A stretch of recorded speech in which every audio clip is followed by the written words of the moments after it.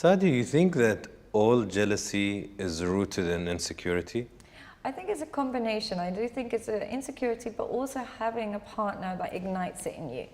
Yeah, sometimes we do have partners that we just know, we don't know what it is, but there's a gut feeling that they're lying to us. There's a gut feeling that we can't trust them. But I would still say there's an insecurity in staying with partners like that. So there's still an underlying insecurity. So jealousy, I think there's healthy and unhealthy. Healthy jealousy would be the environment or the situation that you're currently in, by whatever reason, is causing you to be a bit jealous. Let's say, for example, you realize that your partner's having to go work and their ex shows up and stuff. It's natural to get jealousy, it's circumstantial. But unhealthy jealousy is you're choosing a partner you truly don't trust. Their behavior is showing you that you can't trust them. You're constantly anxious and jealous, but you don't have the strength to walk away. So that is the more unhealthy one. Circumstantial, you should get jealous, everybody. But habitual and continuous jealousy, you should have the willingness to walk away. What do you think? Do you think it's always on insecurity? No, I'm more on your side of this. I think there is natural, God-given creation jealousy. You see it in the animal kingdom, you see it in human beings, you see it between siblings. Yeah. So obviously with lovers it would happen. But I do think, like you said, there is the circumstantial. But I think a lot of it has to do with insecurity. Yeah. And the more secure you are and the more you realize your worth, not because you watch 10 TikTok videos, but because you actually feel you're a worthy person. It's like when you said somebody's trying to stop you and you're like, how will you stop my brain? You know the value of your brain. Okay. And if you feel I'm an asset to a human being and they're an asset to me, even if my heart breaks, I will miss them, I will be sad, but I'm still an asset. Like they don't determine my value. Yeah. But if your value is determined outwardly, then of course, if that person goes, you feel worthless. Yeah. It's how a narcissist make you feel. You're nothing without me and all of that. Who will take you? Who would love you? But I think it's about self-worth a lot, and I think insecurity after the circumstantial. Yeah. Anything beyond is like, because you said if he triggers you, I agree. Some partners can trigger jealousy, like they'll be sneaky or mysterious. And if that's your wound, they're just dabbling with it and you're starting to bleed. But sometimes a person could have a safe person, but then they're not dealing with their insecurity, or they're using their last relationship's mess and trauma and throwing it on this new person who probably is a nice guy. Yeah, that can. And she's like, yeah, but where were you? So she's like, I was with my brother. And then it's too much of that can also be toxic for the good guy. And it's really scary. Yeah. You know that. It's hard to know the difference. Yeah, it's really hard to know, and which is why I place a lot of emphasis. Unfortunately, I tell a lot of your happiness in a relationship will be determined by your selection process. People think it's just having the right skills. They're like, teach me the skills of how do I resolve conflict? But without correct selection, there's very little you can do. So if you select a partner who's continuously and habitually anxious and accusing you, unfortunately, there's not much you can do to reassure them. Similarly, if you choose a partner who's constantly triggering you, there's no amount of breathing exercises and crystals that you can hold on to that will calm you down. So selection is really the biggest predictor of the success of the relationship. That's a good, like, how do you select better? Because, you know, we're different. We are. Love languages are different, ethics are different, values are different. Like, is there a general way to go about it, or is it so tailored? Well, I do always say that I really now truly understand why arranged marriages worked so well throughout centuries, and why they worked so well is because you would have two families that would select another family that is similar to them. And by default, what would happen is those kids of those two families understand each other's norms and values really well because their parents have similar norms and values. So they would select you where the childhood is compatible and the culture is compatible. Now we're kind of free to choose whoever we want. So we forget that component in how important that is in our compatibility. We just choose people who like the same music, who look great, and who might like the same movies. But really what will determine our compatibility is our childhood and our cultural experiences and our values from that experience. And when they're not aligned, unfortunately, it's a matter of time before they show up in the relationship, and you just don't know how to resolve conflict because your families did it so differently. differently, or your culture does it so differently. And so I do think that how you choose better is have a look at people's homes. When you walk into their homes, their mum and dad, their environment, does it feel like home? If it feels like home, then chances are you'll understand each other quite well. If it feels completely and utterly foreign, it will be a little bit trickier.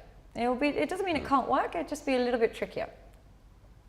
Which is really, really why big cities like London, Dubai, where it's such an eclectic mix of people, why marriages are a little bit difficult to sustain. Whereas when you go into the countryside where everyone just marries who they went to school with, they tend to last longer. It's their norms and values are more similar.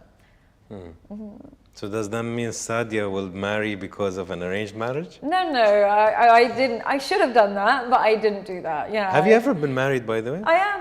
Oh, you're married now? Well, I'm settled. Yeah, I am. Yeah, so that's why. But first one? yes. Okay. Yeah. So when did you choose to settle with your partner? About a year ago. About a year. So can I say your age? Yeah. So, I was 33, something like 34, something like that. So why would Muslim, Asian, coming from a conservative religious family, which I'm sure encourage marriage at a younger age, I'm assuming. Yeah. Why would you wait till 33? I think it was just a case of like I described, I was super, super anxious. I was so anxious and so unable to calm that side of me. I just had this like kind of really confrontational nature.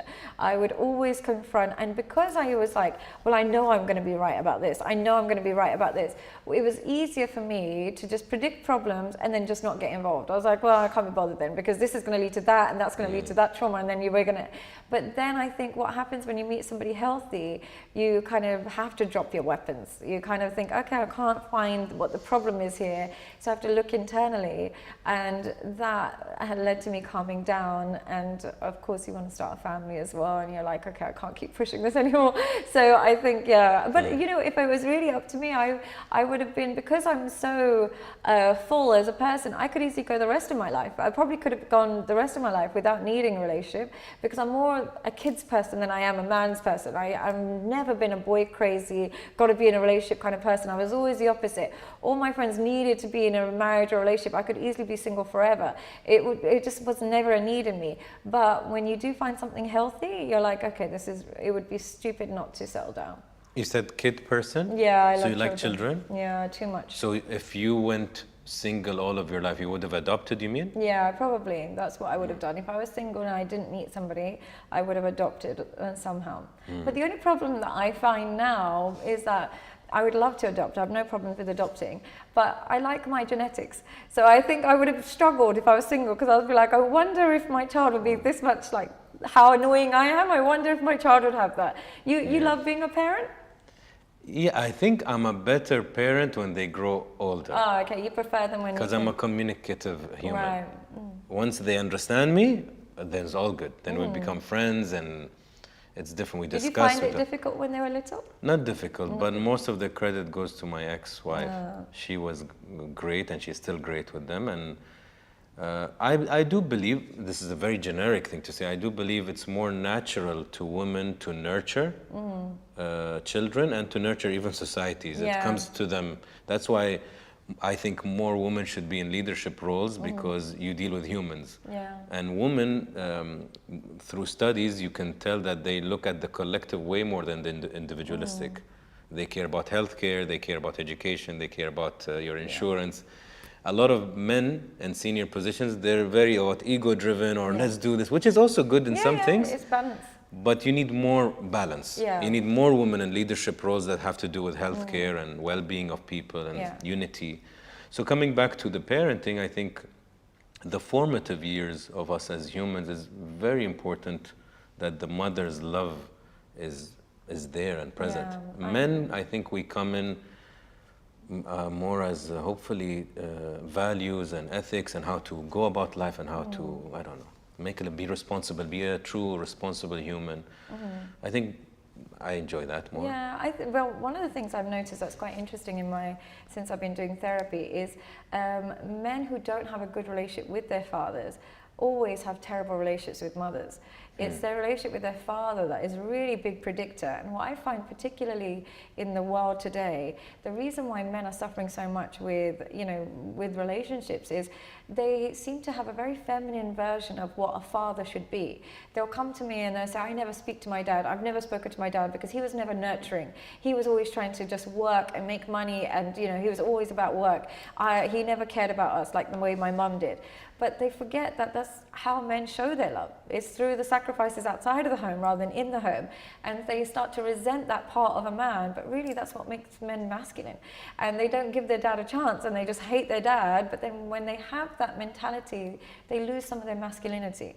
And that's why they suffer in relationships. So I think understanding that men's role as fathers is supposed to be a bit more value-driven, monetary, from making sure that the roof is over your head and food's on the table. Assigning appreciation to that rather than seeing that as neglectful is really important. And a lot of men have misunderstood that as being a neglectful father, when really it's the important part of a father. Yeah, and I think once you understand the love languages, you understand that you probably were loved all along from your father.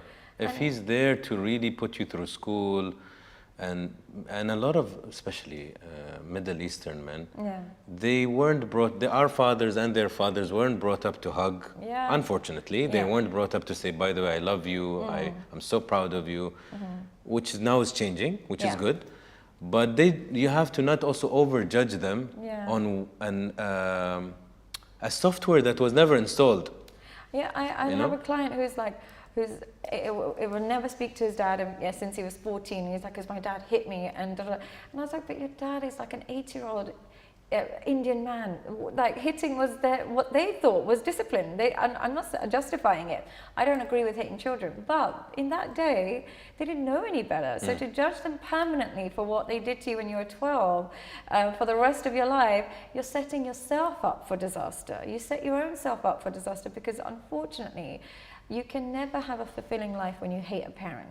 You really can't. So you almost have to selfishly forgive them and selfishly try and understand them. I know there's cases of molestation and like horrible things. In those cases I can truly understand.